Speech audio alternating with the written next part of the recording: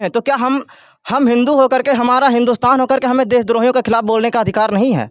और अगर देशद्रोहियों के खिलाफ बोलने पर किसी को चिढ़न होती है, किसी को परेशानी है, तो इसका मतलब वो भी देशद्रोही है। और हर देशद्रोही के साथ एक जो कहते हैं, जो अदर देश से, अदर राज्यों से जो मुसलमान लोग देख रहे हैं, उनको कुछ संदेश देना चाहेंगे इस वीडियो के माध्यम से? उनको क्या संदेश देंगे? वो लोग सिर्फ भड़काने वाली ही बात करते हैं, अपने देश का हाल नहीं देखते हैं और हमारे देश के मुस्लिम को भड़काते हैं।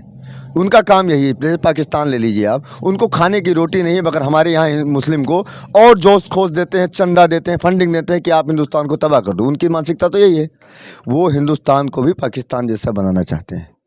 हम कर रहे हैं अपना कर्म कर रहे हैं। बात बताइए भाई साहब, आप भी जुड़ चुके हैं, क्या झंडा तोड़ देने पे किसी का जान ले लिया जाएगा? देखिए, अगर झंडा तोड़ना मृत्युदंड दिया गया है, जो आपने देखा होगा, तो मूर्ति को तोड़ने पर क्या दंड देना चाहिए, ये आपसे मैं पूछना चाहता हूँ। और यही सवाल है मेरा अखिलेश यादव जी से, जो बता रहे हैं कि झंडा यहाँ वहाँ पर लगाने क्यों गए, वो क्यों चढ़े वहाँ पर। पहले पूरा वीडियो दिखाइए ना, पहले पत्थरबाजी हुई है, उसके बाद झंडा वहाँ पर लगाया गया है। एक हमारे यहाँ सूचना आई है, लोगों से जानकारी मिली, क्या जैसे नमाज क्या बोलते हैं, मस्जिद में से कुछ अलाउंस वगैरह भी हुआ था क्या? उसी बात मुस्लिम जी उसी मैं बच गया था। मैं पिकअप के नीचे लेट गया था, उस पिकअप पे तलवारें चल रही थी, पुलिस फोर्स आ गई थी तो हम बच गए। जैसे अनाउंसमेंट हुआ है, हमारे रामगोपाल की सूचना मिली कि एक्सपायर हो गए। में कुछ आपत्तिजनक नारे लगाए गए और आपत्तिजनक गाने बजाए गए। अगर भारत माता के नारे लगाना और श्री राम के नारे लगाना अगर आपत्तिजनक है, तो भारत माता के नारे और श्री राम के नारे बार बार लगाए जाएंगे। एक राम गोपाल नहीं, चाहे 1000 राम गोपाल को क्यों ना शहीद होना पड़ जाए। और ये संदेश अखिलेश यादव को बड़ी सख्त से दिया जा रहा है। जब उनके पिता मुलायम सिंह यादव, जिन्हें हिंदुओं पर गोली चलवाई, तो क्या सोचकर गोली चलवाई थी? उन हिंदुओं की क्या गलती थी जिन पर उन्होंने गोली चलवा दी थी? ये मेरा उनसे प्रश्न है और इसका जवाब उनको देना चाहिए। साथियों, मैं इस समय बहराइच के रेहुआ मंसूर गांव में मैं मौजूद हूं, जहां पे मूर्ति विसर्जन को लेकर के हिंदू और मुस्लिम में वाद विवाद हो जाता है। और यही वो शख्स लोग हैं जहां पे मूर्ति की जो प्रतिमा थी लगातार यहां से शुरू से लेकर लास्ट तक रहे। कैसे क्या हुआ, हकीकत तो इन लोगों ने ही देखा होगा। और सबसे पहले आपका परिचय क्या हुआ? मेरा नाम भोला तिवारी है, मैं इसी गांव का रहने वाला हूं। एक बात बताइए। पड़ोसी हैं। हमेशा ये लड़का बहुत शांतिपूर्वक रहता था, सबसे भाईचारा वाली बात, कभी ना किसी का झगड़ा ना कोई विवाद, और कैटरिंग का काम करता था ये। जिस दिन घटना भी हुई उस दिन यही भोलेनाथ के मंदिर पे भंडारा बनाया है, सभी लोगों को भंडारा खिलाया है प्यार मोहब्बत से। उसमें कोई ये नहीं था, हिंदू मुस्लिम भी आते थे, उनको भी भंडारा खिलाता था। अच्छा, मुस्लिम को भी? जी बिल्कुल, उनके साथ भी ऐसा व्यवहार उसका था। हम लोग यहाँ से मूर्ति लेके निकले महाराजगंज के, या मतलब गौरिया घाट के लिए, कि मूर्ति विसर्जन करने चलना है। हर साल जाते हैं, 15-16 साल से हमारे यहाँ मूर्ति रखी जाती है। हम लोग जब महाराजगंज पहुँचे, वहाँ पे पहुँचते ही टाइम पे गाने हम लोग बजा रहे थे, धार्मिक गाने जो हमारे माता जी के जो होते हैं, अपने गाने ही बजा रहे थे। कुछ मुसलमानों ने अपना ईंट पथराव चालू कर दिया हम लोगों पे। लेकिन बात यह है कि एकाएक मुस्लिम पथराव क्यों करेंगे? बात यह है, गाना बजने पे उन्होंने विरोध जताया। अच्छा, पहले जो हमारा गाना बज रहा था उसका उन्होंने विरोध किया कि इसको आप बंद कर दीजिए, नहीं तो हम पथराव कर देंगे, हम गाना नहीं बंदने देंगे। तो जैसे हम लोग अपनी यात्रा निकालते हैं, तो हम जश्न है, हमारा खुशी है, खुशी का दिन होता है कि माता जी की विदाई 9 दिन के बाद कर रहे हैं, तो हंसते खेलते गाने बजाने के साथ ही तो जाएंगे। तो अपने गाने बजाने के साथ जा रहे थे। क्या वो गाना कुछ बता सकते हैं कि कौन सा गाना चल रहा था? कुछ याद है? अब उसमें एक डीजे नहीं, अनेक डीजे थे। अच्छा, अनेक डीजे थे, सबके डीजों का गाना अलग अलग था। ऐसा नहीं कि हमारे डीजे का कुछ गाना एक सबका सेम था, सबके गानों का डीजे अलग अलग था। हमारे गाने का भी डीजे बज रहा था। उन लोगों ने इसी बात को लेकर पथराव कर दिया।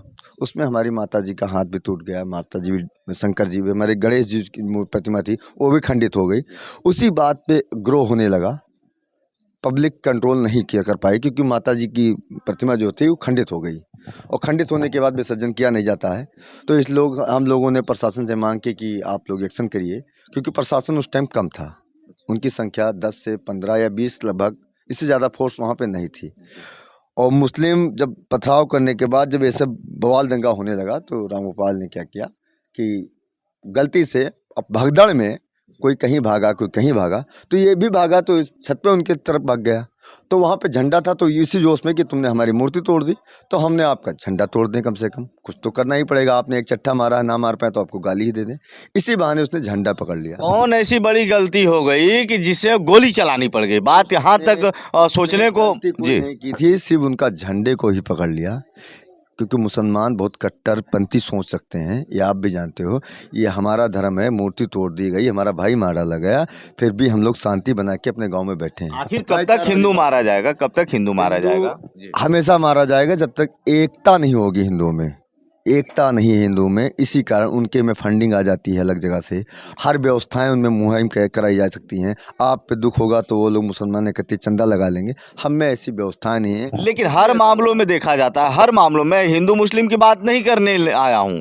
मेरा कहने का मतलब है कि हर जगहों पे देखा जाता है कि हिंदू मारा जाता है। मारा जाता है, कुछ राजनीतिक कारण भी होते हैं। हर पार्टी की अलग अलग विचारधाराएं होती हैं। जैसे अब हमारे माननीय सुरेश्वर सिंह विधायक जी, जैसे हमारे गांव का लड़का मरा है तो भाई विधायक है हमारे गांव के, तो ज़रूरी है भाई हमारे साथ दें, संपर्क है। और किसी भी पार्टी के लोग हमारे पास नहीं आए मुलाकात करने के लिए, हाल भी नहीं पूछे।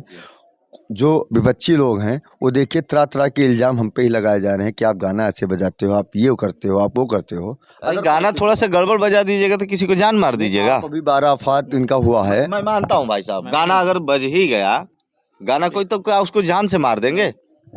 मैं एक संदेश माननीय अखिलेश यादव पूर्व मुख्यमंत्री जो हैं उनको देना चाहूँगा कि उन्होंने बताया कि जुलूस में कुछ आपत्तिजनक नारे लगाए गए और आपत्तिजनक गाने बजाए गए। अगर भारत माता के नारे लगाना और श्री राम के नारे लगाना अगर आपत्तिजनक है तो भारत माता के नारे और श्री राम के नारे बार बार लगाए जाएंगे। एक राम गोपाल नहीं, चाहे 1000 राम गोपाल को क्यों ना शहीद होना पड़ जाए। और ये संदेश अखिलेश यादव को बड़ी सख्त से दिया जा रहा है। जब उनके पिता मुलायम सिंह यादव जिन्हें हिंदुओं पर गोली चलवाई तो क्या सोचकर गोली चलवाई थी? उन हिंदुओं की क्या गलती थी जिन पर उन्होंने गोली चलवा दी थी? ये मेरा उनसे प्रश्न है और इसका जवाब उनको देना चाहिए। ये बोलने से पहले उनको सोचना चाहिए था कि एक माँ बाप का बेटा मरा है, उनको दुख में शामिल होने के बजाय उन्होंने बताया कि उस बच्चे की क्या गलती थी, वो क्यों छत पर चढ़ा। अच्छा, उनकी आस्था को चोट पहुंची, हमारी माता जी खंडित हो गए, हमारी आस्था को चोट नहीं पहुंची। उनके एक झंडे को टच करने से वो गोली मार सकते हैं और हमारी माता जी का हाथ टूट गया तो हमको बोलने का भी अधिकार नहीं, हम विरोध भी नहीं कर सकते हैं। आप कहने लगे बहुत दुखी थे आप। दुख की बात है भाई, हमारा भाई मरा है, हमें दुख नहीं होगा? बताओ। तरफ से भाई मरा, एक तरफ से माँ सरस्वती की प्रतिमा माँ खंडित दुर्गा हो गई, हमारी आस्था को चोट नहीं पहुंची। बताइए, उनके एक झंडे के टच करने से वो गोली मार सकते हैं? क्या गोली मारना क्या लग रहा है? झंडे को टच कर देना बहुत बड़ा गुनाह हो गया। क्योंकि उन्होंने 12 अफवात में बहुत ज़्यादा कोहराम मचाया है। हमारे गांव से भी शोभा यात्रा उन्होंने निकाली थी 12 अफवात में। एक डीजे नहीं, 3 डीजे थे, 3 डीजे थे। बहुत ज़्यादा भैया, बहुत ज़्यादा अतिक्रमण मचाया मुस्लिम भाइयों ने। लेकिन हम लोग भाईचारा पे ज़्यादा विश्वास करते हैं। हम लोग प्रयास करते हैं कि अपना, चलो ठीक है, सबका धार्मिक काम है, वो अपना धर्म कर रहे हैं, अपना कर्म कर रहे हैं। बात बताइए भाई साहब, आप भी जुड़ चुके हैं, क्या झंडा तोड़ देने पे किसी का जान ले लिया जाएगा? देखिए, अगर झंडा तोड़ना मृत्युदंड दिया गया है, जो आपने देखा होगा, तो मूर्ति को तोड़ने पर क्या दंड देना चाहिए, ये आपसे मैं पूछना चाहता हूँ। और यही सवाल है मेरा अखिलेश यादव जी से, जो बता रहे हैं कि झंडा यहाँ वहाँ पर लगाने क्यों गए, वो क्यों चढ़े वहाँ पर। पहले पूरा वीडियो दिखाइए ना, पहले पत्थरबाजी हुई है, उसके बाद झंडा वहाँ पर लगाया गया है। एक हमारे यहाँ सूचना आई है, लोगों से जानकारी मिली, क्या जैसे नमाज क्या बोलते हैं, मस्जिद में से कुछ अलाउंस वगैरह भी हुआ था क्या? उसी बाद मुस्लिम जी, उसी मैं बच गया था। मैं पिकअप के नीचे लेट गया था, उस पिकअप पे तलवारें चल रही थी, पुलिस फोर्स आ गई थी तो हम बच गए। जैसे अनाउंसमेंट हुआ है, हमारे रामगोपाल की सूचना मिली कि एक्सपायर हो गए, तो मुसलमान एकत्रित हो गया तुरंत। जैसे खबर मिली कि रामगोपाल मर चुके हैं, पूरा मुस्लिम समाज महाराज इनका फिर एकत्रित होकर तलवार, फरसा, जो भी उनके घर में औजार रहते ही हैं, उनके तो विदेशी असलाह तक रहते हैं उनके घर में, एकत्रित होकर नारे अल्लाह अकबर, नारे तकदीर के नारे लगाते हुए, नारेबाजी करते हुए पुलिस प्रशासन खड़ा रह गया। क्योंकि हम लोग तो मार करने गए नहीं थे, जो हम लाठी औजार लेके गए थे वो लेके माता जी की प्रतिमा काटना शुरू कर दिया, डीजे काटना शुरू कर दिया। जो हिंदू भाई मिले, किसी को यहाँ लगी है, किसी को यहाँ लगी है, किसी का पैर टूटा, किसी का हाथ टूटा। कम से कम सैकड़ों की संख्या में हिंदू भाई चोट खाए हैं। मरा तो हमारा एक ही रामगोपाल भाई है, लेकिन ऐसे हमारे 100 हिंदू भाई हैं जो चोटिल हैं आज की स्थिति में। आप हर गाँव में जाइए, पता करिए, तो कहीं ना कहीं 1-2 आदमी हिंदू आपको मिल जाएगा जो चोटिल है। किसी का सिर टूटा है, किसी का हाथ टूटा है, उनके लिए क्या किया जाएगा? मान लो एक हमारा तो भाई गया, उनके लिए हम तो इसीलिए कहते हैं कि पूरे महाराजगंज का विरोध कर रहे हैं, क्योंकि पूरे महाराजगंज की साजिश है। इसमें 10 लोग नहीं हैं, पूरा महाराजगंज समाज उसमें जो मुस्लिम है, पूरा समुदाय उसमें इस मुहिम में इकट्ठा। जो अदर देश से, अदर राज्यों से जो मुसलमान लोग देख रहे हैं, उनको कुछ संदेश देना चाहेंगे इस वीडियो के माध्यम से? उनको क्या संदेश देंगे? वो लोग सिर्फ भड़काने वाली ही बात करते हैं, अपने देश का हाल नहीं देखते हैं और हमारे देश के मुस्लिम को भड़काते हैं। उनका काम यही है। जैसे पाकिस्तान ले लीजिए आप, उनको खाने की रोटी नहीं है, मगर हमारे यहाँ मुस्लिम को और जोश खोज देते हैं, चंदा देते हैं, फंडिंग देते हैं कि आप हिंदुस्तान को तबाह कर दो। उनकी मानसिकता तो यही है। वो हिंदुस्तान को भी पाकिस्तान जैसा बनाना चाहते हैं। हम बहुत सारे हिंदू होते हुए भी खामोश, क्योंकि हिंदू भाईचारा बहुत देखता है, भाईचारे पे विश्वास करता है। चलो यार भाई हैं यार, आपसे अभी झगड़ा हो जाए, अभी आप 10 मिनट बाद आइए हमारे पास, फिर हम बोल देंगे हंस के। मुसलमान क्या होता है? क्रूरता वाली उनकी मानसिकता होती है। अगर आप यहाँ पे कुछ बोल लोगे सवाल नहीं है, लेकिन 10 दिन के बाद अगर आप अकेले में मिल जाओगे तो आपको काट डालेंगे, क्योंकि उनपे बच्चे एक बात बताइए जी, एक बात बताइए, एक बहुत बड़ा सवाल करेंगे। आपने तो सब कुछ देखा होगा, जब गोली फायरिंग हो रही थी तो लगभग कितनी देर तक फायरिंग चलती रही? लगभग करीब 10 से 15 मिनट फायरिंग हुई है। कितना राउंड हुआ होगा? अब राउंड तो इतनी पब्लिक थी, इतनी पुलिस फायरिंग हो रहा था। सर, इतनी बात यह है कि पुलिस लाठीचार्ज भी हिंदू भाई पे कर रही थी, तो उसमें भगदड़ भी थी। सिर्फ हिंदू पे की कि मुस्लिम पे भी? सिर्फ हिंदू भाई पे, क्योंकि उनके पास तलवार था, उनके पास तो पुलिस भी नहीं जा पा रही थी ना हम जा रहे थे। कौन जा? पुलिस भी डर रही थी। पुलिस जाए तो कैसे जाए? तलवार है, उनका भी सिर का इतना मन बढ़ गया कि पुलिस भी डर गई। इतना मनोबल जोश होश से आए थे, अल्लाह अकबर नारे तकदीर के नारे दे रहे थे और तलवारें चला रहे थे, खुली नंगी तलवारें। तो प्रशासन भी उनके तक नहीं जा रहा था, इसलिए हिंदुओं को पीट पीट के भगा रहे थे पुलिस वाले कि तुम मतलब बच जाएं। उनकी मानसिकता ये होगी कि उनके घोल घेरे में ना जाएं, ना तो वहाँ पे रामगोपाल जैसी स्थिति कई लोगों की। तुम्हारी हिम्मत कैसे हुई इतना खुलेआम तलवार चलाने की? और ऐसे लोगों पे कड़ी से कड़ी कार्रवाई होनी चाहिए। कार्रवाई किस तरह की चाहते हैं आप? कार्रवाई सर हम यही चाहते हैं, उनका इनकाउंटर होना चाहिए। सबसे पहले हमारे भाई को जैसे मारा है, इतने बेरहमी से मारा, इतनी गोली उतार दी है उसके बॉडी में, तलवार से काट दिया, नाखून को फ्लास से नोच लिया, आपने करंट लगा दिया। कैसे कैसे तरीके से हमारे भाई को तड़पा के मारा है। गोली मार लिया तब भी आपका मनो संतुष्टि नहीं पूरी हुई, फिर आपने तलवार से काट दिया, फिर आपने करंट लगा दिया, फिर आपने प्लास से नाखून तक नोच लिए। ये पोस्टमार्टम की रिपोर्ट बता रही है, हम नहीं बता रहे, अपने मंत्रिगण कहानी नहीं बता रहे। ये आप रिपोर्ट देख लीजिए, रिपोर्ट में भी ऐसा निकला। ऐसी ही उनकी स्थिति होनी चाहिए। हम तो यही योगी से प्रार्थना करते हैं, उसी की वजह से हम पूरा गाँव हमारा एकजुट, कोई ना विवाद कर रहा है, शांतिपूर्वक बैठे हैं कि योगी जी हमारा फैसला करेंगे। अगर मान लीजिए फैसला आप लोग के पक्ष में नहीं आता है तो आगे की प्रक्रिया क्या रहेगी? अगर नहीं होगा तो हम लोग आंदोलन करेंगे, फिर इतिहास में जो नहीं होगा वो इतिहास रच देंगे हम। चाहे रामगोपाल जैसी कंडीशन से हुआ में 1000 नौजवान भाई खत्म हो जाए, हम जैसे 1000 कुर्बान होने के लिए तैयार हैं रामगोपाल के पीछे, उसमें कोई संदेह नहीं है। अगर प्रशासन एक्टिव नहीं होता है तो हम लोग एक्टिव होना जानते हैं, लेकिन अभी तक योगी जी का एक धैर्य बनाए रखे हैं, योगी जी की बात का सम्मान करते हैं, इसलिए हम अपने घर पे बैठे हैं। लॉ एंड ऑर्डर है यूपी में कहा जा रहा है। हाँ, लॉ एंड ऑर्डर है, सिर्फ कहने के लिए है। यदि लॉ एंड ऑर्डर होता तो आज 5 दिन हो गए हैं, अब तक कोई ना कोई बड़ी कार्रवाई हो चुकी होती। हम लोग प्रशासन समय भी दिया गया। हाँ, समय दिया गया है। हम लोग प्रशासन पर पूरा विश्वास करते हैं। हमें माननीय मुख्यमंत्री श्री योगी आदित्यनाथ जी पर पूरा भरोसा है कि वो कुछ करेंगे, ज़रूर न्याय दिलाने की कोशिश करेंगे। और एक बात और है, यदि हमारे भारत देश में, हमारा देश आज़ाद है, यदि हम अपने देश में रह करके हम देशद्रोहियों के खिलाफ बोलते हैं तो क्या हम हिंदू होकर के, हमारा हिंदुस्तान होकर के हमें देशद्रोहियों के खिलाफ बोलने का अधिकार नहीं है? और अगर देशद्रोहियों के खिलाफ बोलने पर किसी को चिढ़न होती है, किसी को परेशानी है, तो इसका मतलब वो भी देशद्रोही है। और हर देशद्रोही के साथ एक जो कहते हैं कि मतलब हर देशद्रोही का इनकाउंटर होना चाहिए। हमारे देश में बैठ करके आप हमारे देश का खाते हैं, और हमारे देश, जब हम देशद्रोहियों के खिलाफ बोले तो हमारा मतलब देशद्रोहियों के खिलाफ बोलने के बाद हम पर आप गोली चलाएंगे, कहाँ का न्याय है बताइए। मैं कहना चाहूँगा माननीय योगी आदित्यनाथ जी से कि जितने भी देशद्रोही हैं, मतलब एक ही अब्दुल हामिद नहीं, जहाँ जहाँ पर भी आतंकवादी से जो जुड़े मतलब गैंग हैं और जो भी देशद्रोही हैं, उन सब पर ही कार्रवाई की जानी चाहिए। उन सबके घरों पे बुलडोजर चलना चाहिए, उन सबका इनकाउंटर किया जाना चाहिए, सबको फांसी दी जानी चाहिए। एक बयान आया है कि वहाँ पे मिनी पाकिस्तान भी है। हाँ, मिनी पाकिस्तान है।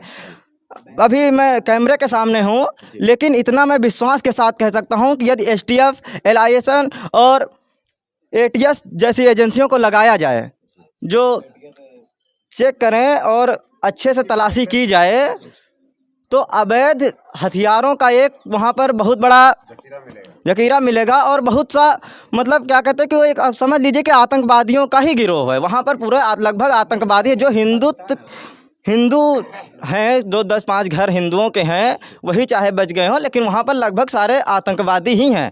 क्योंकि कि जहाँ पर 12, 15, 30 राउंड मतलब लगभग 30 छर्रे राम गोपाल जी के शरीर से निकले हैं, 30 राउंड फायरिंग हो गई हो, अवैध असलहे निकले हों, तो क्या हमारे घर में असलहे नहीं हैं? हमारे हिंदुओं के भाई के घर में नहीं निकले हैं अवैध हथियार? अवैध हथियार निकलने का क्या मतलब? अगर आप आतंकवादी नहीं हैं तो आपके घर में अवैध असलहे क्यों हैं? एक सवाल और करेंगे। हिंदू राष्ट्र लगातार कहा जाता है कि हिंदू राष्ट्र बनाएंगे, हाँ? क्या लगता है? अब हिंदू राष्ट्र बनाने के लिए हम क्या कहें कि हिंदू राष्ट्र बनाएंगे या नहीं बनाएंगे तो हमें नहीं पता है, लेकिन हम लोगों की मांग तो हम लोग हमेशा से हिंदू राष्ट्र बनने का एक फ़ायदा ये है कि जो लोग देशद्रोही मतलब देशद्रोह के खिलाफ देशद्रोही नारे लगाते हैं हमारे खिलाफ, जैसे जब कश्मीर में कोई हमारे सैनिकों का सिर काट लिया जाता है फिर हमारे यहाँ उसका उत्सव मनाया जाता है, तो ये क्या है? ऐसे देशद्रोहियों को तो हम कहेंगे कि चौराहे पर खड़े होकर के लाखों लोगों के बीच में गोली मार देनी चाहिए, क्योंकि उससे समाज में एक अच्छा समाज संदेश में भी। गलत बुराई फैलती है। हमारे देश में एक बात है, जहाँ जब पाकिस्तान को ये संदेश पहुंचा होगा कि रामगोपाल मिश्रा जी की हत्या कर दी गई, या अमेरिका में पहुंचा होगा, या चीन में, या नेपाल में, हमारा पड़ोसी देश नेपाल में पहुंचा होगा, तो वहाँ पर कोई ये नहीं कहेगा कि हिंदू मुस्लिम में विवाद हो गया। वहाँ पर कह के हिंदुस्तान में आतंकवाद, वहाँ पर तो हिंदुस्तान की बात आएगी। जैसे जो लोग आज पाकिस्तान के बता रहे हैं कि इजराइल और जैसे युद्ध चल रहा है इस टाइम, वो कुछ फ़िलिस्तीन की बहुत ओके मतलब तारीफ़ करे और पाकिस्तान की तारीफ़ करते हैं, लेकिन जब वो पाकिस्तान में प्रवेश करना चाहेंगे, पाकिस्तान उनको बहुत अजीज है, लेकिन जब वो पाकिस्तान में प्रवेश करना चाहेंगे तो उनसे ये नहीं पूछा जाएगा कि आप हिंदू हो या मुसलमान, उनको सीधी गोली मार दी जाएगी क्योंकि आप एक हिंदुस्तानी हैं। मैं तो ये कहना चाहूँगी कि आप हिंदू और मुसलमान